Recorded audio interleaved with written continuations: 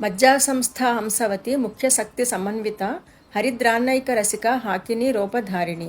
వివరణ: మజ్జా సంస్థాయే నమః. మజ్జ అనగా ఎముక లోపలి గుజ్జు. ఇది ఎముకకు జీవము. సప్త ధాతువులలో ఒకటి. తల్లి మజ్జా ధాతువునందు ఉండునది. హంసవతి ముఖ్య శక్తి సమన్వితాయే నమః. హంసవతి క్షమావతి అను రెండు శక్తులు రెండు దళముల మీద తనతో కూడియుండగా విలసిల్లు తల్లి. హరిద్రాన్నైక రసికాయే నమః. ఒక్క హరిద్రాన్నమునందే ప్రీతి కలది. హరిద్ర అనగా పసుపు. పులి శబ్దమునకు పులుపు అని అర్థము. పులిహోర అనగా పుల్లని అన్నము. దానిలో పసుపును వేస్తారు. అందువలన అది పచ్చగా ఉంటుంది. పసుపు మంగళ ద్రవ్యము. పసుపు రంగు మంగళకరము.